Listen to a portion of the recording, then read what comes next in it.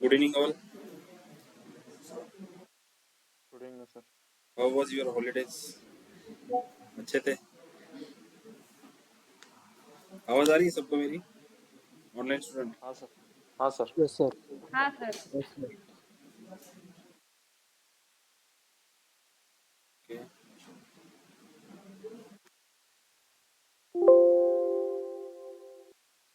Fine. So power pivot का जो part था हमने वो कवर कर लिया, राइट? किसी को कुछ डाउट है उसकी रिगार्डिंग? पावर पिवोट मतलब रिलेशनशिप्स कैसे बनाते हैं, right? Type of relationships, then cardinality के टाइप, रिलेशनशिप कैसे बनती है दो टेबल्स के बीच में, कौन से वे आउट है उसको बनाने के लिए, ठीक है? वो हम पार्ट हमने देखा है. जब मॉडल क्रिएट हो जाता है, let's say this is my model, now I want to create reports. इस कैनवास के ऊपर मुझे रिपोर्ट्स बनाने हैं. इसका मतलब मुझे कुछ विजुअल्स यूज करके कुछ कैलकुलेशंस यहाँ पे रिप्रेजेंट करना है in the form of graphs. तो वो कैलकुलेशन करने के लिए मुझे कुछ लॉजिक लिखना पड़ता है. तो वो फॉर्मूलीज यूज करने के लिए, वो लॉजिक लिखने के लिए मैं एक फॉर्मूला बार यहाँ पे यूज करता हूँ. उस फॉर्मूला बार को लाने के लिए हमारे पास दो ऑप्शंस हैं.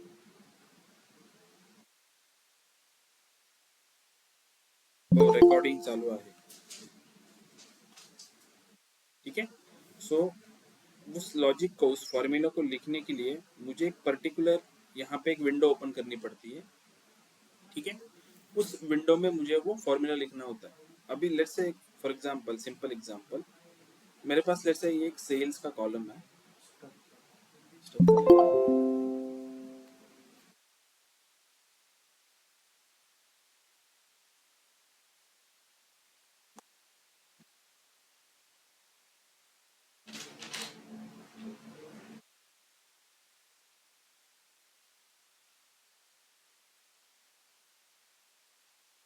Just a minute.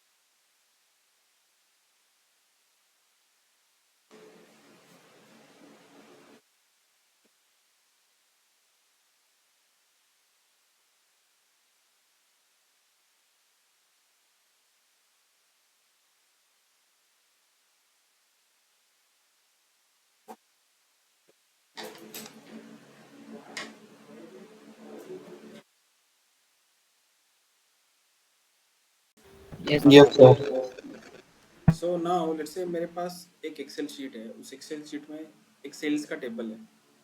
ये सेल्स का एक कॉलम है. उस कॉलम में कुछ वैल्यूज है, 200, 300, 400. जैसे यहाँ पे है प्रोडक्ट, जैसे ए एंड ए. अगर मैंने पूछा कि मुझे टोटल सेल निकालना है, तो टोटल सेल के लिए हमें क्या करना पड़ेगा? इस सेल्स के कॉलम का सम लेना पड़ेगा. तो अगर सम करते हैं हम एक्सेल में, तो कैसे करते हैं सम? हम एक फॉर्मूला लिखते हैं, right? Sum in bracket, Sum. एक रेंज सेलेक्ट कर लेते हैं यहाँ पे, and bracket close equal to, तो ये समेशन आ गया. तो सम निकालने के लिए हमने सम फंक्शन यूज किया. एक्सेल में मैं बात कर रहा हूँ. वैसे ही पावर बीआई में भी अगर हमें कोई एग्रीगेशंस करने हैं, तो एग्रीगेशन फंक्शंस हमें यूज करने पड़ते हैं. एग्रीगेशन फंक्शंस कौन से हमारे? सम, मीन, मैक्स, काउंट, एवरेज. ये एग्रीगेशन फंक्शंस जैसे हम एक्सेल में यूज करते हैं, वैसे पावर बीआई में हम यूज करते हैं विद सेम नोटेशन. जैसे यहाँ पे सम है तो वहाँ पे भी सम है. मल्टीपल फॉर्मूलीज, मतलब मैं अगर बोलूँ तो 90% फॉर्मूलीज जो एक्सेल में यूज होती है, वही फॉर्मूलीज पावर बीआई में यूज होती है. बस यूज करने का थोड़ा तरीका अलग है उनका, ठीक है? जैसे यहाँ पे जब मैंने सम किया तो मैंने रोज का रेफरेंस दिया हुआ है, राइट? यहाँ पे J4 से लेके J6, मतलब J कॉलम के अंदर मैंने रोज का रेफरेंस दिया है कि इस 3 रोज का मुझे कैलकुलेशन चाहिए. इन शॉर्ट मैंने इस कॉलम का रेफरेंस दिया है. तो अगर पावर बीआई में मुझे किसी कॉलम का सम करना है तो मुझे भी कॉलम का रेफरेंस ही देना पड़ता है। तो लेट्स अंडरस्टैंड कि जो एक्सप्रेशंस है वो कैसे लिखते हैं। इन एक्सप्रेशंस को कहा जाता है data analysis expression, which is nothing but DAX. ठीक है, अगर मुझे कुछ कैलकुलेशंस करना है, फॉर एग्जांपल यहाँ पे मैंने ये एनालिसिस किया था, मैंने एक्स एक्सिस पे एक चार्ट लिया मैंने कोई भी, और एक्स एक्सिस पे मैंने ईयर पुट किया था, and in the Y axis I will put order quantity. तो जब मैं ये ग्राफ मेरे सामने बन के आया तो बाय डिफॉल्ट इसने समेशन ऑफ ऑर्डर क्वांटिटी, मतलब ऑर्डर क्वांटिटी का जो कॉलम है उस कॉलम का सम किया है इसने। ठीक है, ये बिहेवियर है यहाँ पे। अगर मैं कोई भी ग्राफ में y एक्सिस पे या x एक्सिस पे, depend upon which graphs I choose, जैसे मैंने अगर कॉलम चार्ट लिया हुआ है तो x एक्सिस में मेरी कैटेगरीज आएंगी एंड y एक्सिस पे मेरी जो वैल्यूज आएंगी जिसको मुझे कंपेयर करना है वो वैल्यूज को मुझे लेना पड़ेगा। तो अगर मैं y एक्सिस पे कोई भी वैल्यू रिलेटेड कॉलम्स यहाँ पे न्यूमेरिक कॉलम्स पुट करूंगा तो वो यहाँ पे एक एग्रीगेशन ले लेगा। बाय डिफॉल्ट एग्रीगेशन होता है सम। अगर मुझे एग्रीगेशन चेंज करना है, जैसे एवरेज, मिनिमम, मैक्सिमम, काउंट, तो मैं यहाँ से चेंज कर सकता हूँ। डिफॉल्ट है सम तो मैं सम ही रख रहा हूँ। तो इन शॉर्ट इसने क्या किया, इस ग्राफ में ईयर वाइज मुझे ऑर्डर क्वांटिटी मेंशन करके दी कि फॉर 2015 ऑर्डर क्वांटिटी इज 2630, 16 के लिए 36230 है एंड 17 के लिए 45314 है। ठीक है, तो नाउ लेट्स से कि मैंने ये जो कैलकुलेशंस बाय डिफॉल्ट ड्रैग करके, बस कॉलम को ड्रैग करके वाई एक्सिस पे, तो उसने मुझे ये एक एग्रीगेशंस करके दिया। ये एग्रीगेशंस पावर बीआई ने खुद डिसाइड किया कि उसको सम करना है। मैंने पावर बीआई को बोला नहीं है कि इस ऑर्डर क्वांटिटी का तुम सम करो, ये डिफॉल्ट एग्रीगेशन है, राइट, यहाँ से चूज किया हुआ। अगर मुझे यही एग्रीगेशंस पावर बीआई को एक्सप्रेशन के थ्रू बोलना है कि तुम पर्टिकुलर ऑर्डर क्वांटिटी के कॉलम का सम ही करो, ठीक है, तो वो कैसे करूंगा मैं, लेट्स से यहाँ पे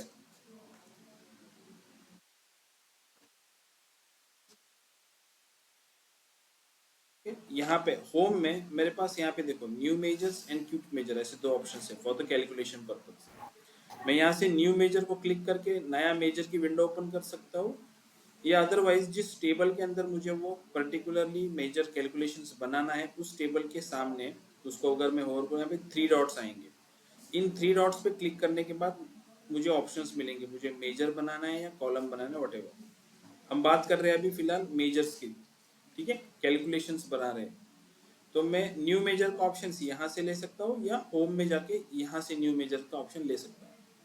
so let's say I choose from here, मैं न्यू मेजर करता हूँ यहाँ पे, सिंपल। जब मैं न्यू मेजर पे क्लिक करूंगा तो एक फॉर्मूला की विंडो यहाँ पे ओपन हो जाएगी,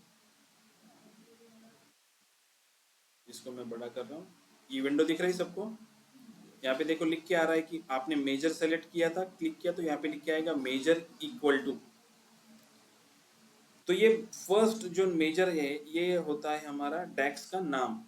आप जो कैलकुलेशंस बना रहे हो उस कैलकुलेशंस का नाम, जैसे कि मैं ऑर्डर क्वांटिटी के कॉलम का सम कर रहा हूँ तो it will be total order quantity. So instead of measure मैं यहाँ पे लिखता हूँ टोटल ऑर्डर क्वांटिटी, ऐसा मैंने उसको नाम दिया। ठीक है, नाउ टोटल ऑर्डर क्वांटिटी के बाद इक्वल टू, मुझे यहाँ पे उसका क्या करना है, सम करना है। तो मैं यहाँ पे टाइप करूंगा सम। जैसे मैं सम टाइप करूंगा एक पॉपअप विंडो यहाँ पे मुझे गाइड करता है कि मुझे मेरे पास कितने फंक्शंस अवेलेबल है इस सम के लिए। ये जो पॉपअप हमारे सामने आया इसको हम बोलते हैं इंटेलिजेंस। ठीक है, इस विंडो को बोलेंगे इंटेलिजेंस। इंटेलिजेंस क्या करता है, हमें हेल्प करता है जब हम डैक्स फंक्शंस लिखते हैं तो उस डैक्स फंक्शन में आपको कौन सा फंक्शंस, आप जैसे आपने सम टाइप किया तो सम रिलेटेड आपके पास इतने फंक्शंस है, समराइज है जिसमें सम आता है, सम एक्स है, समराइज कॉलम है, समराइज है, सम है।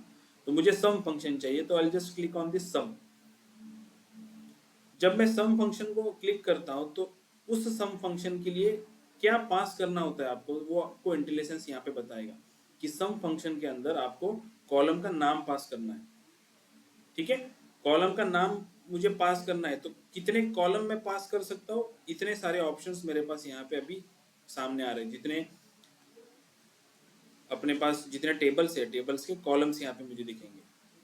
हमें कौन सा कॉलम लेना है, हमें लेना है सेल्स पैक टेबल के अंदर का ऑर्डर क्वांटिटी का कॉलम। सो मैं यहाँ पे टाइप भी कर सकता हूँ, जैसे कि सेल्स मैंने टाइप किया तो सेल्स फैक्ट टेबल के जो कॉलम्स है वो मेरे सामने आ जाएंगे। I'll choose let's say this sales fact order quantity का कॉलम। इसका डिस्क्रिप्शन देखो कैसे है। कोई भी कॉलम होता है तो वो कॉलम किससे पहचाना जाता है, उस टेबल के नाम से पहचाना जाता है कि ये कॉलम इस टेबल में है, राइट। तो इसीलिए हमेशा कॉलम्स के नाम जो आते हैं वो पहले टेबल के नाम आएंगे, देन स्क्वायर ब्रैकेट के अंदर कॉलम के नाम आएंगे। इस ये क्या डिनोट करता है कि ऑर्डर क्वांटिटी ये कॉलम सेल्स फैक्ट टेबल में है, ठीक है। अगर मैंने लेट्स से यहाँ पे कैलेंडर डाला तो कैलेंडर टेबल के ये जो this is table calendar, and उस कैलेंडर टेबल के अंदर के ये कॉलम्स, जैसे कैलेंडर टेबल डेट का कॉलम, कैलेंडर टेबल मर्ज का column, calendar table month name का कॉलम, अंडरस्टैंड। तो ऑलवेज कॉलम्स जो होंगे, कॉलम्स के रेफरेंस आप लोगे तो वो कॉलम का नाम कैसे आएगा, टेबल का नाम स्क्वायर ब्रैकेट कॉलम का नाम। हमें ऑर्डर क्वांटिटी कॉलम का रेफरेंस लेना है, so I will just type order quantity sales fact table का ऑर्डर क्वांटिटी का column. I will just click on this. मैंने कॉलम का नाम पास कर दिया यहाँ पे इंटेलिजेंस के हिसाब से। आई will just close the bracket and I will hit inter. Okay,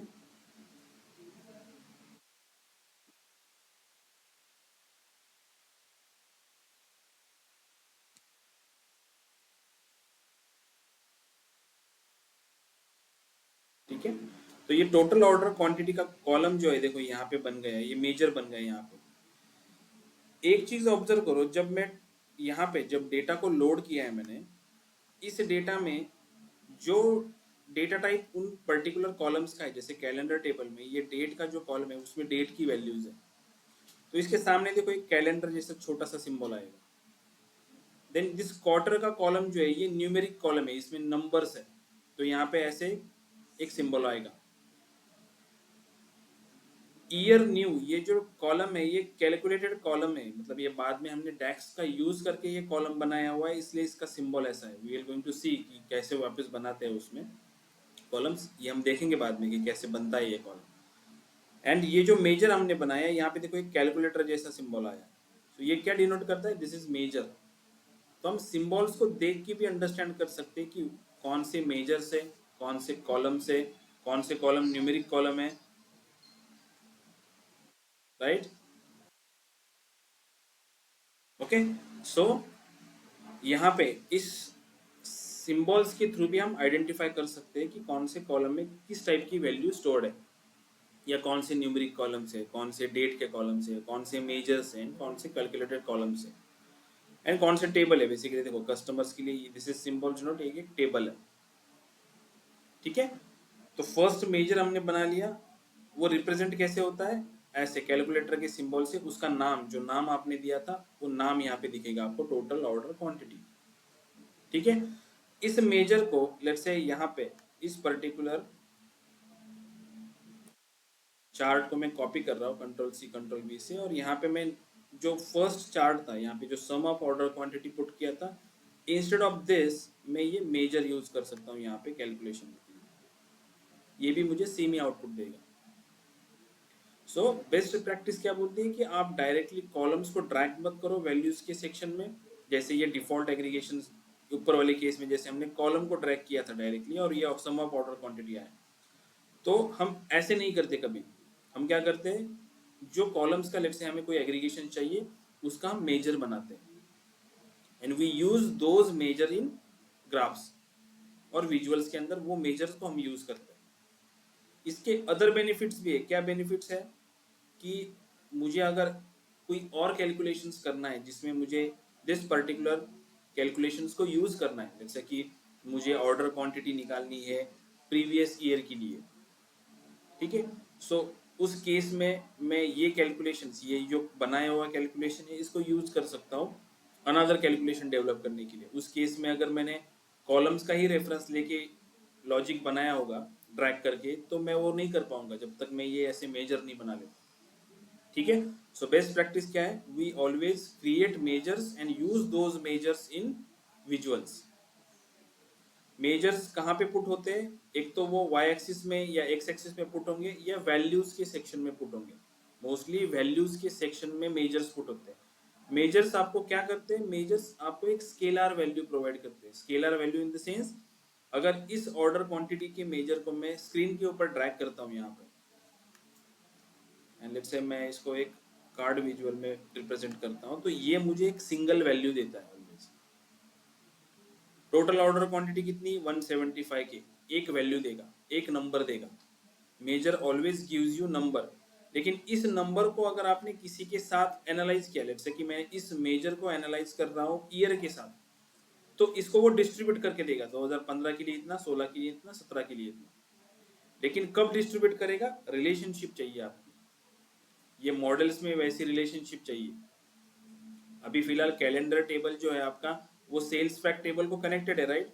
इस सेल्स फैक्ट टेबल को कैलेंडर कनेक्टेड है दिस रिलेशनशिप से, इसीलिए अभी ईयर हम कैलेंडर टेबल से ले रहे हैं, एंड मेजर जो लिया हमने बनाया उसका रेफरेंस से, इस सेल्स फैक्ट टेबल से रेफरेंस लेके वो मेजर बनाया। इसलिए जब आप मेजर्स को वाई एक्सिस में यूज कर रहे हो एंड एक्स एक्सिस में ईयर को यूज कर रहे हो, वो कॉलम जो आपने कैलेंडर टेबल में बनाया था, फिर भी आपको फिल्ट्रेशन प्रॉपरली हो रहा है क्योंकि रिलेशनशिप्स आपकी क्रिएटेड है। ठीक है, अंडरस्टैंड हो रहा कि कैसे हम मेजर्स को बनाते हैं। मेजर्स मतलब क्या है, डेटा एनालिसिस एक्सप्रेशन से हम कैलकुलेशंस बनाते हैं जिसमें हम डिफरेंट डिफरेंट फंक्शन यूज करते हैं। सिंपल एग्जांपल हमने लिया कि सम फंक्शन, सम फंक्शन का काम क्या है, कॉलम का सम करना। मेरे पास ऑर्डर क्वांटिटी का कॉलम था, I want to sum it up, so मैंने सम फंक्शन यूज किया। रेफरेंस में मैंने यूज किया सेल्स फैक्ट टेबल का ऑर्डर क्वांटिटी का कॉलम। समझ में आ रहा है ये मेजर्स कैसे क्रिएट होता है, ये समझ में आया।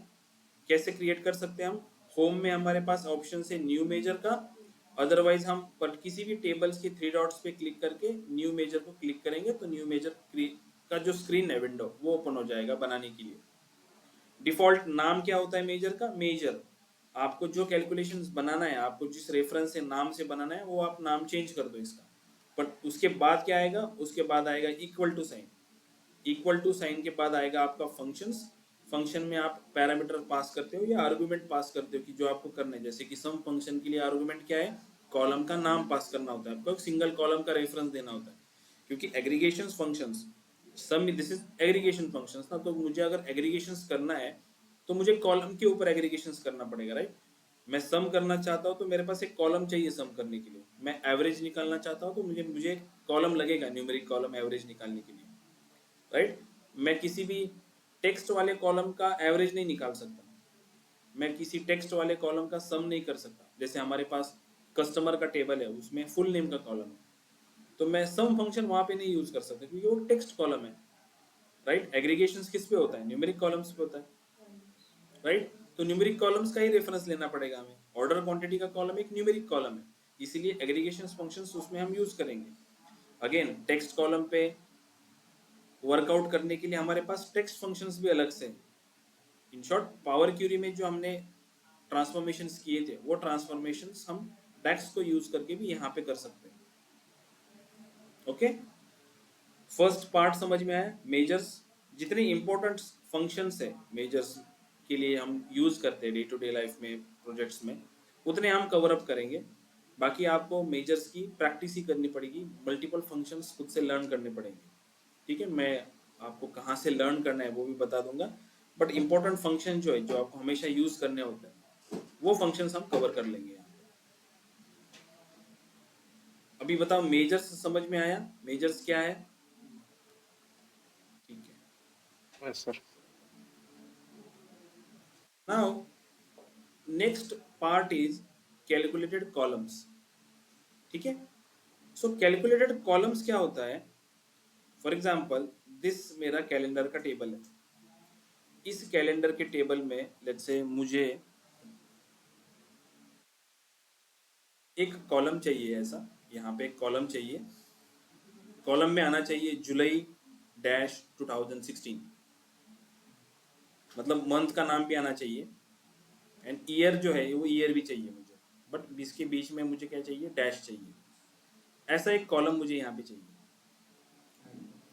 ठीक है, तो उसके लिए हमें क्या करना पड़ेगा, कॉलम्स की कमांड यूज करनी पड़ेगी। कॉलम्स की कमांड देखो, जब मैं टेबल व्यू में जाता हूँ तो मुझे सारे कॉलम्स दिखते हैं।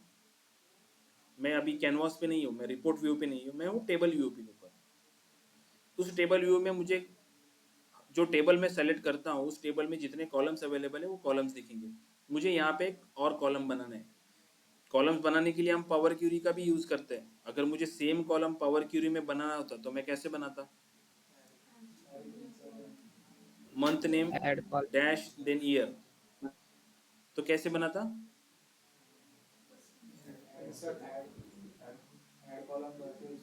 ऐड ऐड कॉलम कॉलम किया, में उसके बाद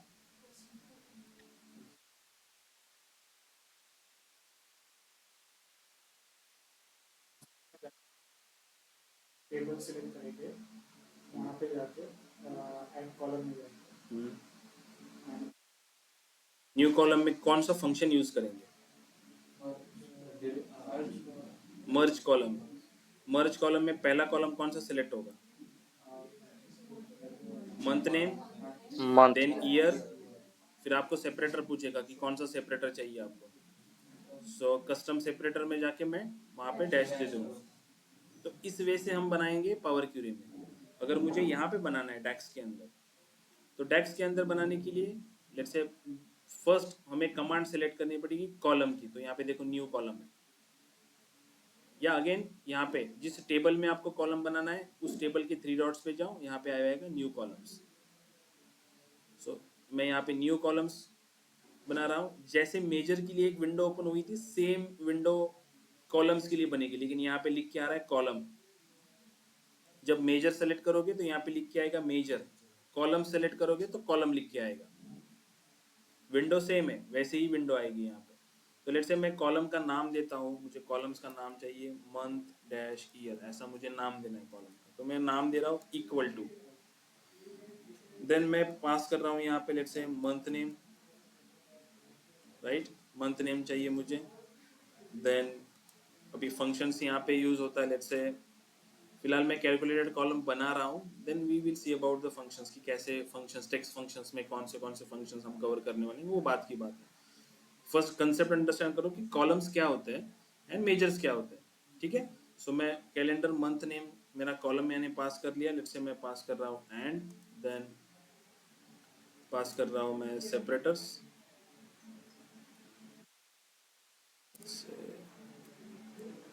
This is my separator, then I will buy and then let's say year. Fine.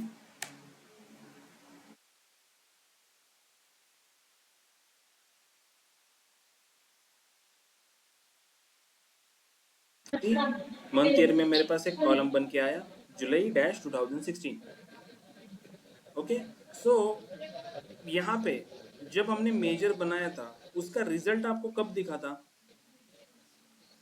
ये जो हमने टोटल ऑर्डर क्वांटिटी का मेजर बनाया ना, अगर मैं इस मेजर को सेलेक्ट करता हूँ तो इसका बस फॉर्मूला दिखता है मुझे कि हाँ this formula we use to create this measure. इसका रिजल्ट दिखता है क्या? नो आपको ट्रैक की इस टोटल ऑर्डर क्वांटिटी को सेलेक्ट करके पता चल रहा है क्या कि कितनी ऑर्डर क्वांटिटी है? लेकिन जब मैं इस कॉलम को सेलेक्ट कर रहा हूँ मंथ ईयर का, ये मंथ ईयर का कॉलम जो हमने बनाया है यहाँ पे, जब इस कॉलम को मैं देख रहा हूँ तो इसका रिजल्ट मेरे सामने है ना। मुझे हर एक रो में दिखाई दे रहा है कि इसका रिजल्ट जुलाई 2016 आया है या व्हाटएवर इसका सितंबर 2016 आया है। तो कॉलम्स मतलब क्या?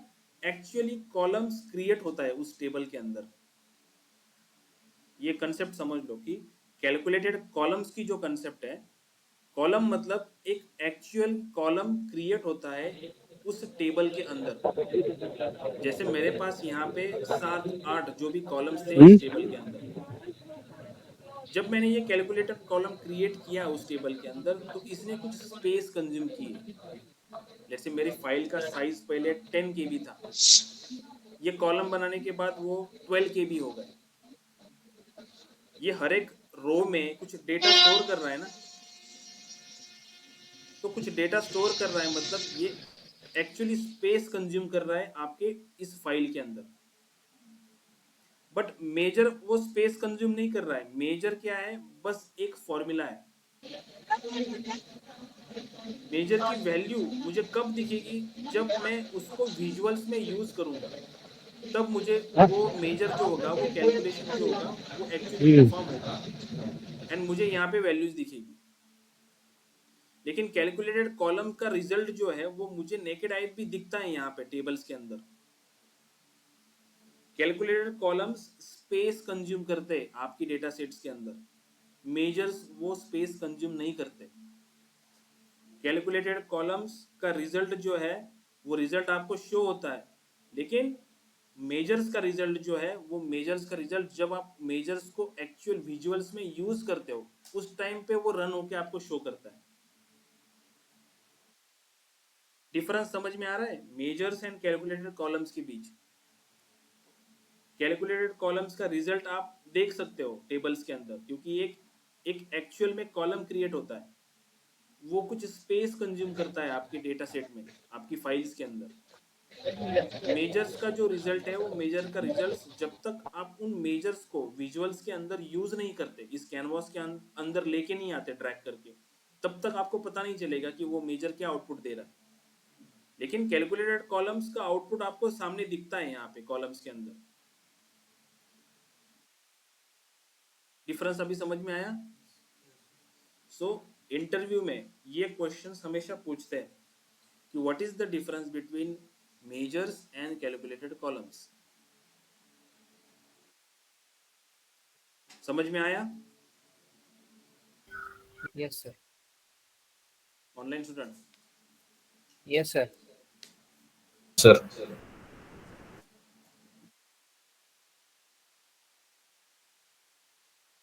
ठीक है। नाउ यहाँ पे हमने जो मेजर बनाया था दिस कैलकुलेटेड ये टोटल ऑर्डर क्वांटिटी। अभी एक बात बताओ, ये टोटल ऑर्डर क्वांटिटी का मैंने अगर आपसे पूछा कि टोटल ऑर्डर क्वांटिटी का मेजर किस टेबल में है, इसका पेरेंट टेबल क्या है, या total order quantity table, total order quantity measure belongs to which table? Sales fact. Total order quantity measure belongs to which table?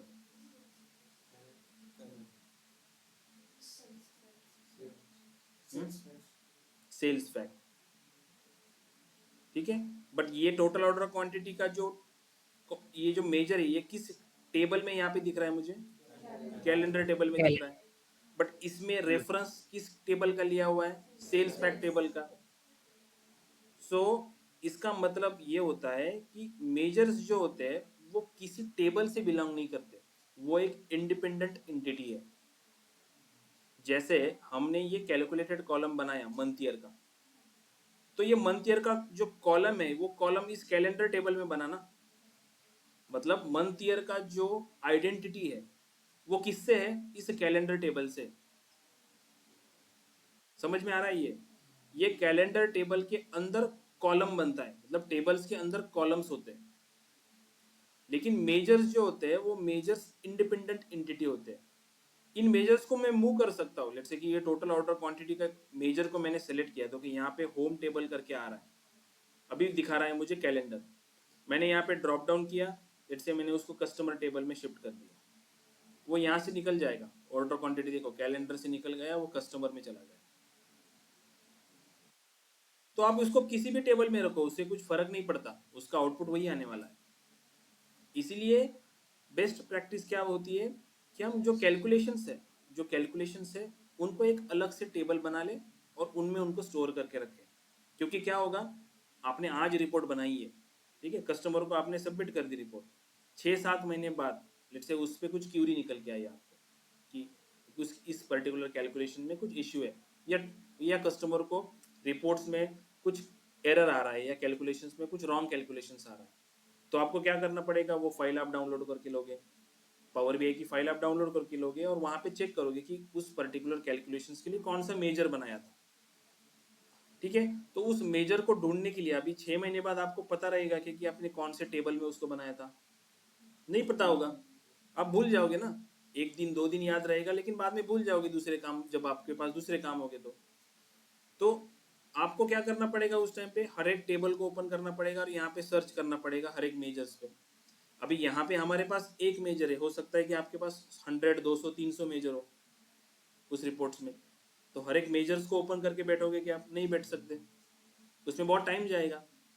तो इसलिए हम क्या करेंगे, इसको सेग्रीगेट कर देंगे। सेग्रीगेट कैसे करेंगे, लेट्स से मैं यहाँ पे, मैं होम पे हूँ, यहाँ पे मेरे पास इंटर डेटा करके ऑप्शन है। इंटर डेटा ये क्या करता है, ये यहाँ पे आप एक टेबल्स क्रिएट कर सकते हो। लेट्स से कि मुझे कुछ टेबल क्रिएट करना है मैन्युअली वैल्यूज इंटर करके, मैं यहाँ पे इंटर डेटा का ऑप्शन यूज करके क्रिएट कर सकता हूँ। लेट्स से मैंने यहाँ पे इंटर डेटा किया, तो एक सैम्पल टेबल क्रिएशंस का एक विंडो मेरे सामने आ जाएगा कि मुझे कॉलम्स कितने चाहिए, रोज क्या क्या डालने हैं।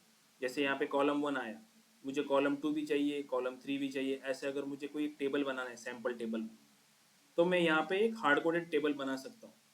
जैसे कॉलम 1 को नाम दिया मैंने आईडी, कॉलम 2 को नाम दिया लेट्स से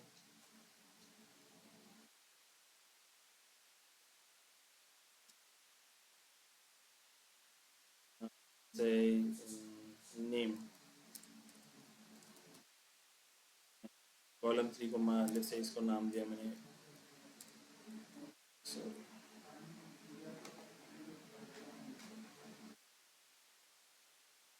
इसको नाम दिया मैंने मार्क्स। जैसे आईडी को 1 दिया, नीचे वाली रो में मैंने 2 दिया, जैसे नाम में डाला जैसे राहुल, एंड यहाँ पे नाम डाला मैंने सेहुल। मार्क्स है लेट्स से एक का 50, एक का लेट्स से 80।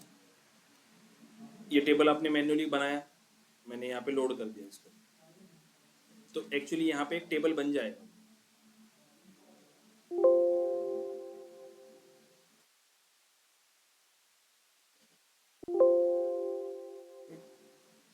देखो ये टेबल यहाँ पे लोड हो रहा है।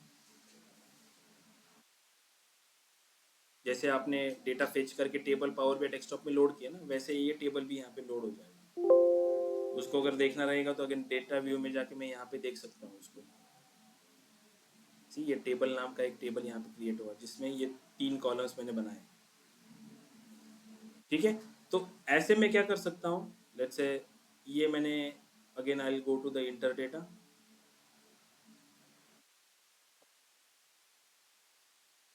यहाँ पे मैं बस टेबल का नाम जो है, इस टेबल के नाम को मैं क्या कर रहा हूँ, ऐसा नाम दे रहा हूँ कैलकुलेशंस। और ये कॉलम 1 वैसे की वैसा रख रहा हूँ, मैं कोई भी कॉलम ऐड नहीं कर रहा हूँ, क्योंकि अगर टेबल बनाना है तो उसमें एक कॉलम तो होगा, विदाउट कॉलम कोई टेबल नहीं बनता, एक कॉलम तो होता है। तो डिफॉल्ट कॉलम का नाम मैंने कॉलम 1 ही रखा। I just load this.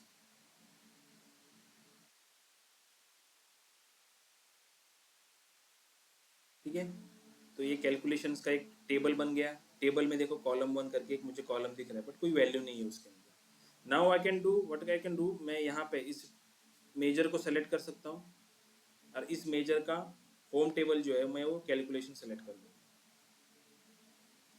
तो अभी क्या होगा, जब भी मुझे कैलकुलेशंस देखने रहेंगे तो मैं यहाँ पे इस कैलकुलेशंस के टेबल में जाके सारे कैलकुलेशंस यहाँ पे स्टोर कर दूंगा। नया मेजर भी बना रहेगा तो इस टेबल के 3 डॉट्स पे जाऊंगा, यहाँ से नया मेजर बनूंगा तो यहाँ पे ही बन जाएगा वो ऑटोमेटिकली। तो कैलकुलेशंस एक जगह पे रहेंगी, कॉलम्स अलग रहेंगे, टेबल्स का डेटा अलग रहेगा। जब भी मुझे कुछ यहाँ पे चेक करना रहेगा तो मैं कैलकुलेशंस के टेबल में जाके ही वो कैलकुलेशन सारे देख लूंगा। अगर कैलकुलेशन सब एक जगह पे रहेंगे तो चेक करने के लिए या आइडेंटिफाई फाइंड आउट करने के लिए इजी जाएगा। इसको अगेन सब ग्रुपिंग भी कर सकते हैं, will see later on this कि कैसे सब ग्रुपिंग कर सकते हैं। लेट्स से कि मेरे पास अगर 200 मेजर्स है तो 200 मेजर्स का कैलकुलेशन अलग अलग होगा। कोई कैलकुलेशन सेल्स के लिए बनाया है, कुछ कैलकुलेशन परचेस के लिए बनाया है, तो अलग अलग अगर मैं सेग्रीगेट करके रख दूँ तो चीज़ें आसान होती है फाइंड आउट करने के लिए बाद में, या ट्रबल शूट करने के लिए।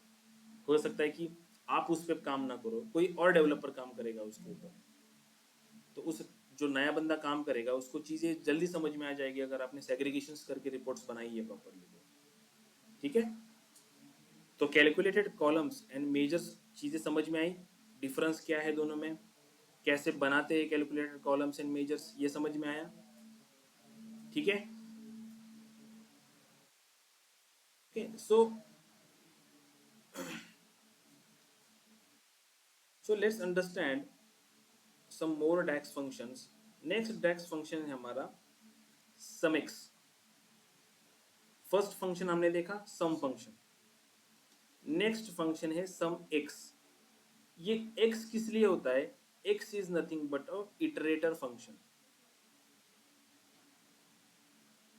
x stand for iteration. Interview में आपको कभी कभी पूछते हैं कि व्हाट इज इटरेटर फंक्शंस, या कौन सी इटरेटर फंक्शंस आपने यूज किए हुए. सो जिस फंक्शन को, जिस एग्रीगेशन फंक्शंस को x लगेगा वो इटरेटर फंक्शन हो जाएगा. तो एग्रीगेशन फंक्शंस कितने हैं हमारे पास? सम, मिन, एवरेज, मैक्स, काउंट. तो इन सभी फंक्शंस के अगर सामने x लगा दूं, सम x, एवरेज x, मिन x, max x, count x, तो ये सारे बन जाएंगे इटरेटर फंक्शंस.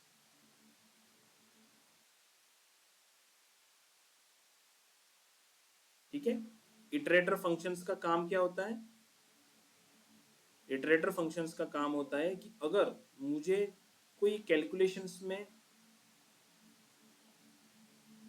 रो वाइज वो एक्सप्रेशन पास करना है, मतलब जैसे फॉर एग्जांपल अभी हमारे पास यहाँ पे ये जो सेल्स फैक्ट का टेबल है,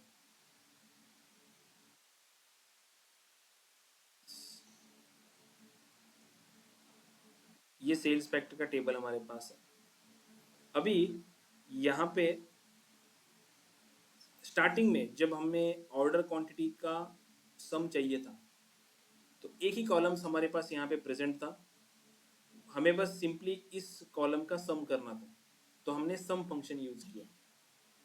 नाउ अगर मुझे सेल कैलकुलेट करना है तो मुझे क्या करना पड़ेगा कि लेट्स से कि फॉर एग्जांपल इस पर्टिकुलर ऑर्डर की, ये ऑर्डर नंबर जो है S048819, इसकी ऑर्डर क्वांटिटी 1 है, इसका प्रोडक्ट है 352 नंबर का.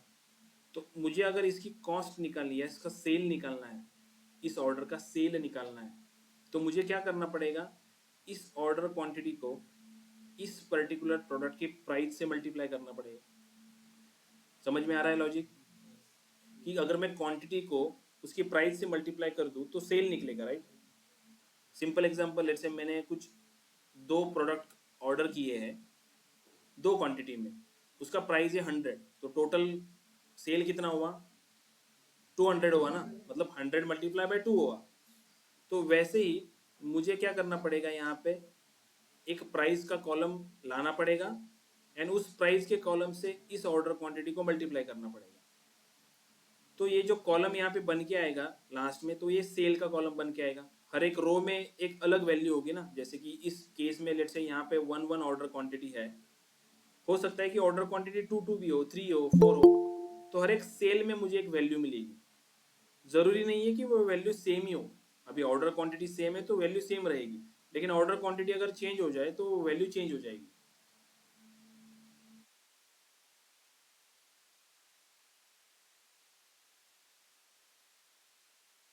ठीक है.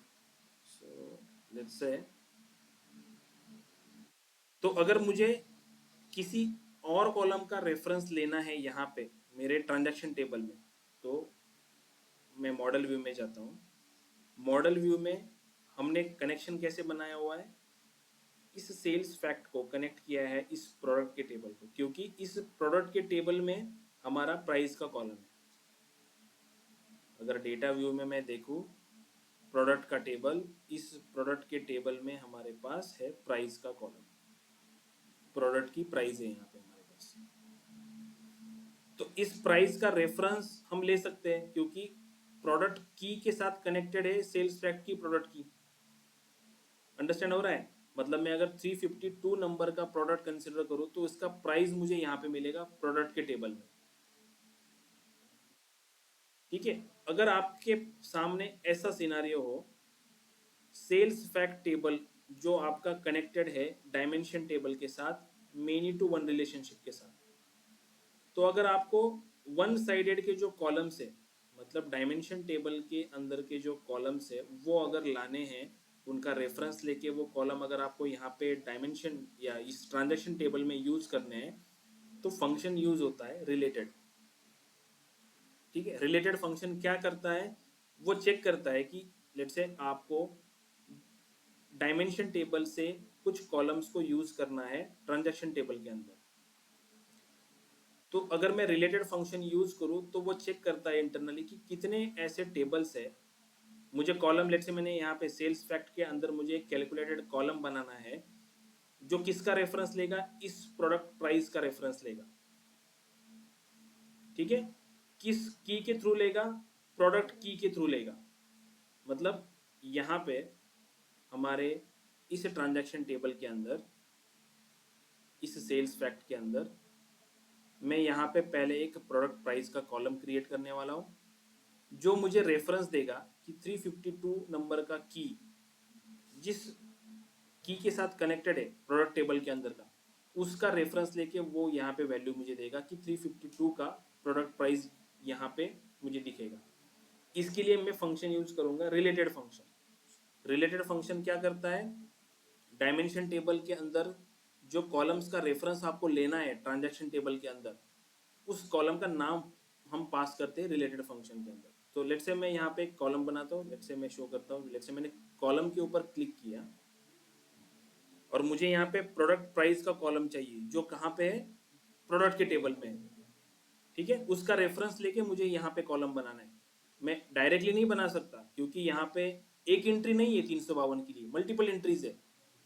तो जहां जहां 352 होगा वहां वहां उसी 352 का जो प्रोडक्ट प्राइस होगा वो आना चाहिए यहाँ पे। समझ रहे हो? तो मैं यहाँ पे कॉलम को नाम देता हूँ, let say product price equal to related.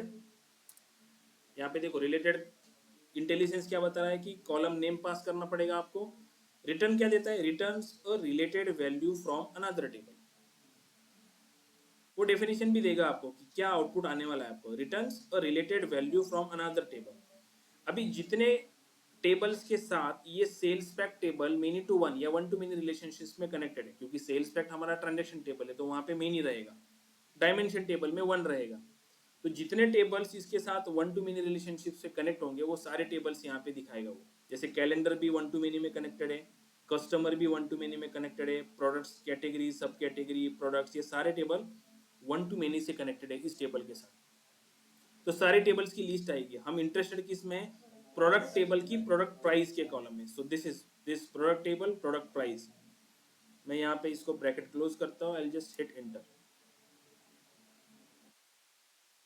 तो यहाँ पे वो एक कॉलम बना के देगा मुझे, रेफरेंस लेगा इस प्रोडक्ट की के साथ जो रिलेशनशिप बना हुआ है उसका, और उसके एसोसिएटेड वो वैल्यूज मुझे यहाँ पे देगा। जैसे 352 नंबर की प्राइस है 2071.42।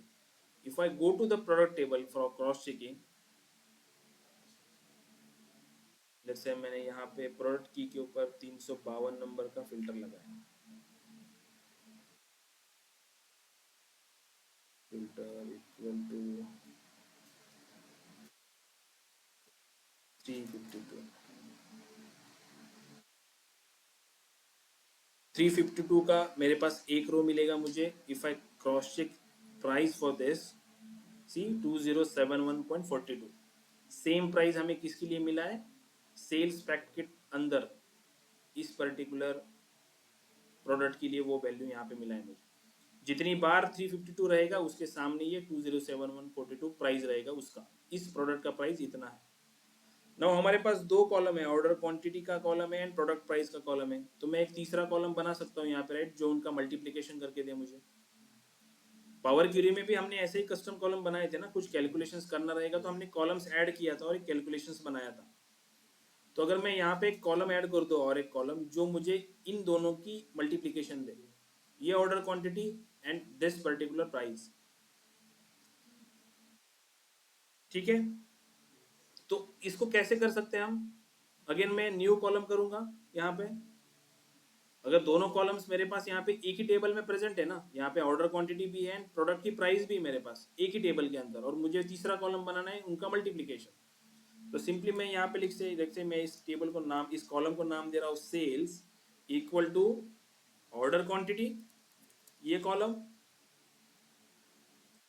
Multiply by this product price.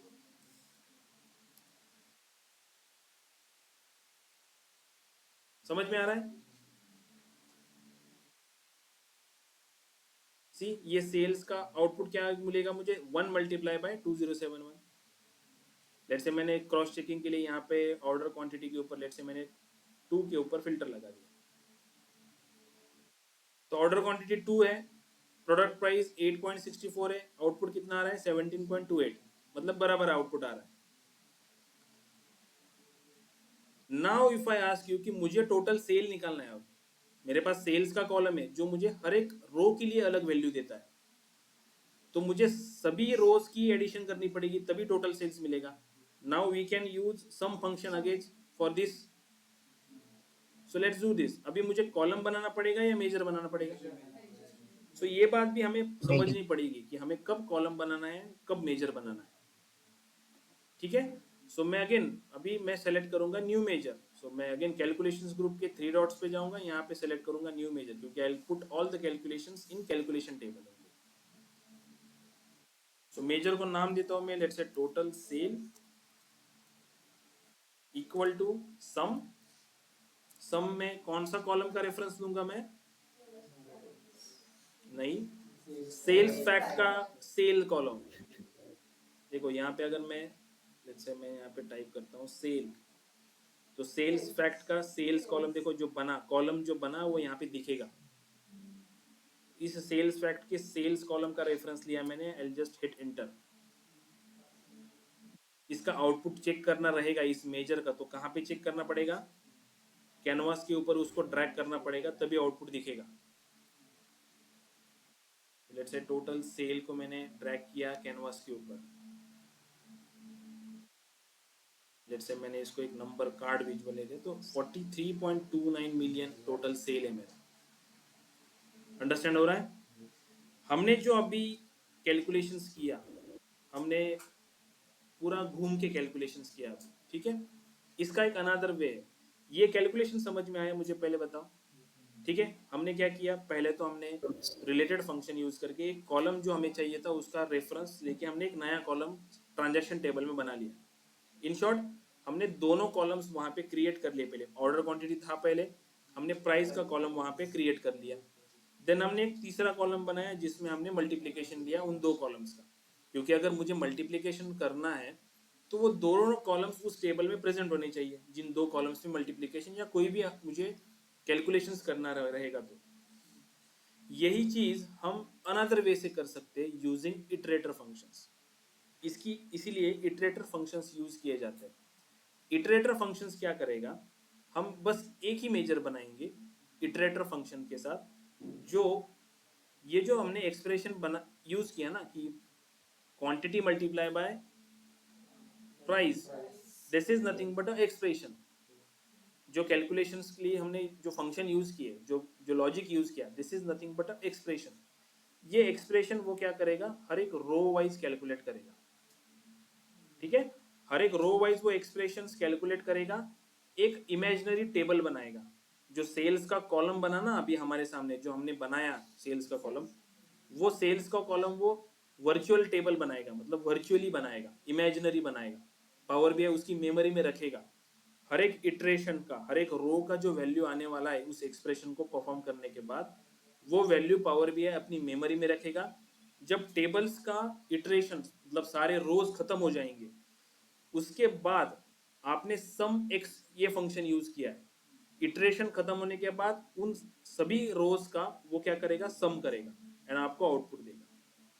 ये बैकएंड में होगा, लेकिन instead of creating this particular related use करके वो कॉलम बनाना, फिर सेल्स का एक कॉलम बनाना एंड उसका सम लेना, ये करने से अच्छा हम बस एक मेजर बनाएंगे एंड उस मेजर से ही डायरेक्टली आउटपुट लाएंगे।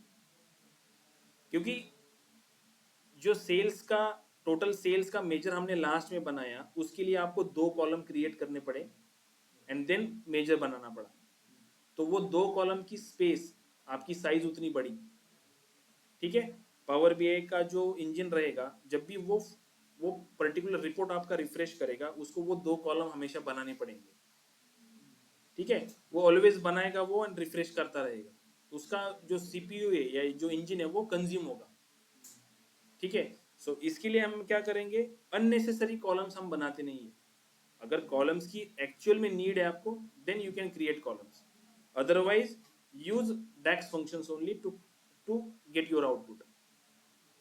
तो इसको कैसे करेंगे, लेट्स से मैं यहाँ पे मैं सेकंड पेज पे जा रहा हूँ एंड मैं इस कैलकुलेशंस में एक नया मेजर बना रहा हूँ, न्यू मेजर्स। इस टाइम पे मैं यूज करूंगा इंस्टेड ऑफ सम फंक्शंस मैं यूज करूंगा सम एक्स फंक्शंस। तो इसको नाम देते हैं टोटल सेल। आप एक नाम का सेम नाम का मेजर नहीं बना सकते, आपको कुछ नया नाम देना पड़ेगा। अगर मैं टोटल सेल्स डालूंगा तो टोटल सेल्स ऑलरेडी बना हुआ है पहले, तो टोटल सेल्स से इसको नाम देते हैं यूजिंग सम एक्स, ऐसा नाम देते हैं। ठीक है, अगर मुझे नेक्स्ट लाइन को जाना है तो मैं शिफ्ट प्रेस करके एंटर करूंगा तो मैं नेक्स्ट लाइन को चला जाऊंगा। आपने डायरेक्टली एंटर मार दिया तो वो प्रोसेसिंग करने लगेगा और आपको एरर शूट करेगा। जैसे मैंने डायरेक्टली एंटर पुट किया तो उसको लगेगा कि आपने कोड लिख दिया है, तो वो वर्किंग ऑन इट करेगा और मेजर क्रिएट करके देगा, लेकिन वो बना नहीं है मेजर, उसमें कुछ नहीं है। ठीक है, नेक्स्ट लाइन को कैसे जाते हैं, शिफ्ट एंटर।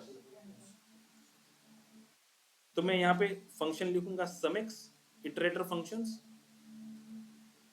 जैसे मैं सम एक्स फंक्शन लिखता हूँ तो देखो यहाँ पे आर्गुमेंट्स जो पास करने हैं आपको, तो वो अभी बढ़ गए। पहले आपको टेबल पास करना पड़ेगा, देन आपको एक्सप्रेशन पास करना पड़ेगा। टेबल कौन सा है मेरा, सेल्स फैक्ट का टेबल है, जिस सेल्स फैक्ट टेबल में मेरा ऑर्डर क्वांटिटी का कॉलम है एंड उसी सेल्स फैक्ट टेबल में मुझे प्रोडक्ट प्राइस का कॉलम जो है वो अज्यूम करना है अभी। ठीक है, तो टेबल का नाम ये रहेगा मेरा सेल्स फैक्ट का टेबल, देन कॉमा, क्योंकि कॉमा है टेबल के बाद कॉमा है, देन एक्सप्रेशंस। एक्सप्रेशन कौन सा रहेगा,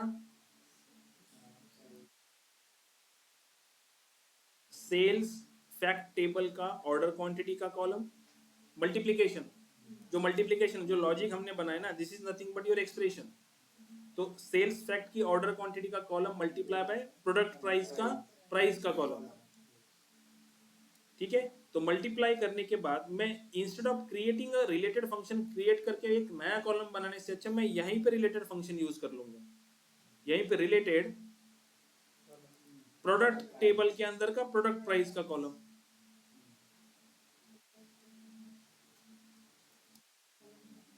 ठीक है, एक्सप्रेशन समझ में आया, सेल्स फैक्ट, क्योंकि सेम एक्सप्रेशन हमने यूज किया। Instead of creating related function create करके कॉलम बनाने से अच्छा हमने उस कॉलम का रेफरेंस ही ले लिया रिलेटेड करके यहाँ पे directly. And just close bracket, ये देखो ब्रैकेट क्लोज हो गई, and just hit enter.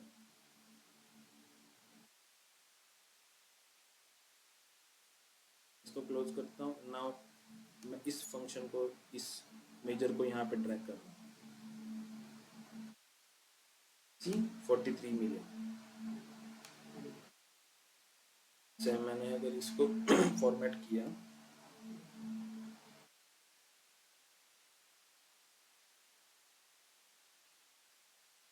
And this one our old one, right?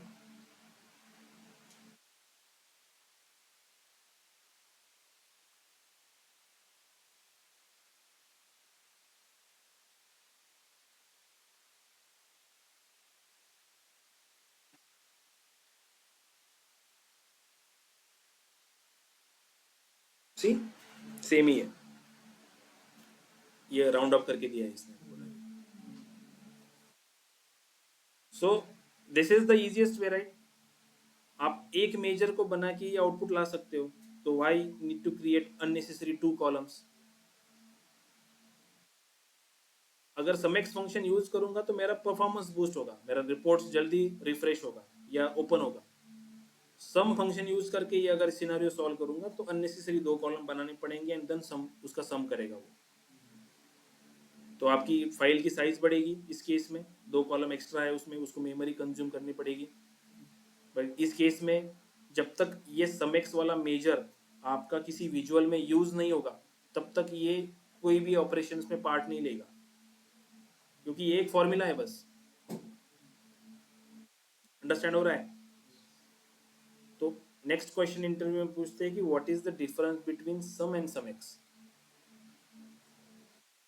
ठीक है, इसका आंसर आपको एग्जाम्पल के थ्रू ही बताना पड़ेगा, आप वैसे एक्सप्लेन कर नहीं पाओगे, कंफ्यूज हो जाओगे। सिंपल एग्जाम्पल जो हमने अभी यहाँ पे वर्क अराउंड किया, सिंपल सम एक्स के लिए पहले अगर इंटरव्यूअर आपको पूछता है कि what is the difference between sum and sum X, तो आंसर से स्टार्ट कैसे करने का? Sum is a aggregation function. Understand है? ये करेक्ट है। Sum is aggregated functions. If in a table I am having one column, let's consider one example. I am having sales fact tables, and in a sales fact table I am having order quantity column. In order to calculate total order quantity, I can use sum function. So sum of sales fact order quantity column, it gives me total order quantity.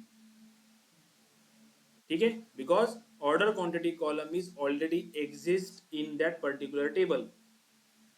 So in order to calculate total order quantity, we just use sum functions. ठीक है? Let's understand sum x. So sum x is a iterator function. Sum function के लिए आपको क्या बताना पड़ेगा? Sum is a aggregated function. Sum x is a iterator function. ठीक है? Now you need to explain what is iterator function. So in sum x functions or in iterator functions, first argument we pass table name and then expression. क्योंकि intelligence ने हमें क्या दिखाया था? सम x function जब हमने सेलेक्ट किया तो हमें टेबल का नाम पास करना है, देन इटरेटर या एक्सप्रेशन पास करना है. Then you need to tell what is iterator functions. Iterator function accepts two argument, table name and expressions. So this expressions can be performed in each row. ठीक है? This expressions calculated, or whatever the expression you pass in the measures, that expressions calculated for each row, it store the results in Power BI's memory, and when all the rows for that particular table finishes, then at the moment it will be calculated, give the summations of for all the that imaginary columns created. So in short iterator functions में क्या होगा आपका? फिर आप example दो उसको. कौन सा एग्जांपल दोगे? कि let's say we having a column order quantity and product price. So in order to calculate total sales, what we need to do, we need to firstly do the multiplication between order quantity and product price. So using sum x functions we can do this. So sum x में क्या रहेगा formula? sum x, then table का नाम sales fact table, then expressions product order quantity से related functions मैंने बस बताया आपको कि आप रेफरेंस लेके किसी टेबल का रेफरेंस लेके लाके यूज कर सकते हो, बट इंटरव्यूअर को बोलने की जरूरत नहीं. आप कंसिडर करो ना कि दोनों कॉलम्स उसी टेबल के अंदर है, राइट? सो मैं सेल्स फैक्ट टेबल पास करूंगा एंड एक्सप्रेशन रहेगा मेरा ऑर्डर क्वांटिटी मल्टीप्लाई बाय से या व्हाटएवर प्रोडक्ट प्राइस या सेल्स फैक्ट के अंदर प्राइस का कॉलम रहेगा. तो ये एक्सप्रेशन पास करें. एक्सप्रेशन जो पास करोगे वो एक्सप्रेशन हर एक रो वाइज आपको एक रिजल्ट देगा. वो रिजल्ट क्या होगा? एक मेमोरी में स्टोर हो जाएगा, and at the end when सारे टेबल्स के रो खत्म हो जाएंगे सेल्स फैक्ट के टेबल के, तो जो आउटपुट आया होगा वो वर्चुअली स्टोर रहेगा पावर बीआई की मेमोरी. उसका आपको सम देगा वो डायरेक्टली. ठीक है? So that's what sum X functions do. Iterator functions जैसे सम एक्स फंक्शन है, सम फंक्शन हमने यूज किया है, उसका इटरेटर है सम एक्स. वैसे बाकी के फंक्शंस है. एवरेज उसका इटरेटर एवरेज एक्स, काउंट उसका इटरेटर काउंट एक्स, मिन उसका इटरेटर मिन एक्स, मैक्स उसका इटरेटर है मैक्स एक्स. ठीक है? इटरेटर फंक्शंस क्यों यूज करना पड़ा हमें एक एक्सप्रेशंस को हर एक रो वाइज परफॉर्म करना था, एक कैलकुलेशंस हर एक रो वाइज परफॉर्म करना था, इसीलिए हमने इटरेटर फंक्शंस यूज किया. समझ में आ रहा है ऑनलाइन Yes, sir. स्टूडेंट?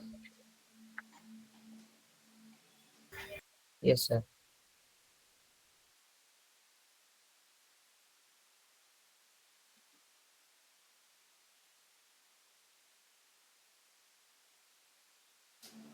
ठीक है? सो आज के लिए इतना काफी है.